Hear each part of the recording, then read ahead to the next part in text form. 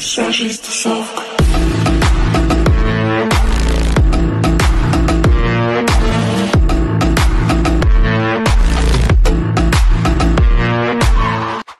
আসসালামু আলাইকুম everyone, hopefully আপনারা সবাই অনেক অনেক ভালো আছেন। আজকে আমি রান্না করব নারকেল দিয়ে নারকেলি মাছ। এর জন্য অবশ্যই লাগবে নারকেলি মাছ, তবে এই মাছের অন্য কোনো নাম থাকলে আমার সেটা জানা নেই। আমি এটাকে নারকেলি মাছ নামেই চিনি। মাছগুলোকে ভালো করে কেটে এবং ধুয়ে নিয়েছি। এখানে আমি এক ভাগ রেখেছি নারকেল দিয়ে রান্না করার জন্য, আরেকটা দিয়ে আমি অন্য একটা রেসিপি করব। আর এই মুহূর্তে আমি নিয়ে এসেছি একটা এলোকেশ বিশিষ্ট নারকেল। এবার নারকেলের এই এলোকেশগুলোকে ভালোভাবে ছাড়াতে হবে।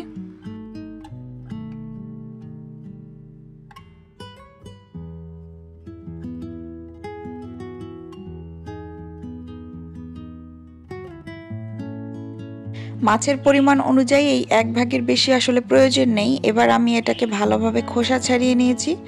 এখন আমি এটাকে সুন্দর করে ব্লেন্ড করে নিব। নারকেল ব্লেন্ড করার পাশাপাশি এখানে আমি বেশ অনেকটা পরিমাণে পেঁয়াজ কুচি করে নিয়েছি। এবার আমি চলে যাব মূল রান্নায়। নর্মালি মাছ ভুনা করার জন্য আমরা ঠিক যেভাবে মশলাটাকে কষিয়ে নিই, এখানে সেম ওভাবেই মশলাটাকে কষিয়ে নেওয়া হয়েছে।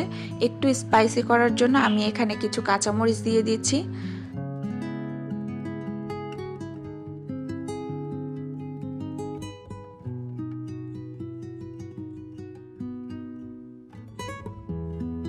মশলাটাকে আরো কিছুক্ষণ কষানোর পর এখন দিয়ে দিচ্ছি ব্লেন্ড করে রাখা নারকেলটা। মূলত এই রেসিপিটার পুরো টেস্টটাই আসলে নির্ভর করে এই মশলাটার উপরে। দ্যাট মিনস আপনি কিভাবে কষাচ্ছেন, কতটা এফোর্ট দিচ্ছেন সেটার উপরে এটার টেস্টটা নির্ভর করবে।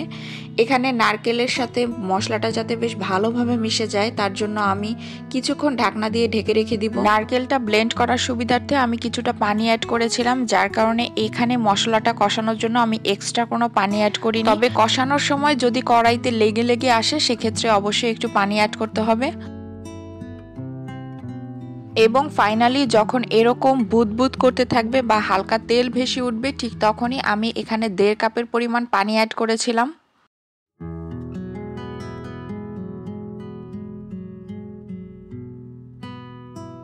ভালো করে মিক্সড করার পর ঢাকনা দিয়ে ঢেকে রাখবো পানিটা ফুটে আসা পর্যন্ত।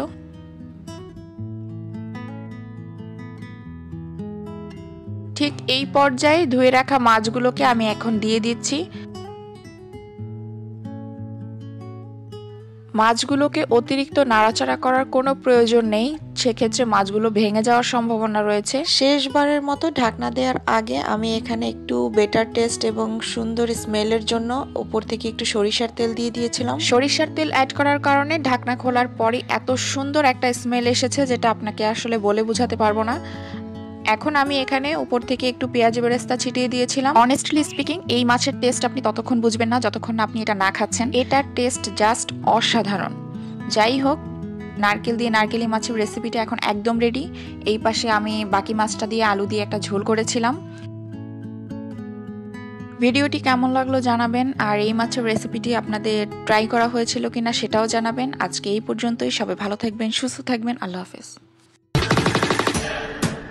Searches the self.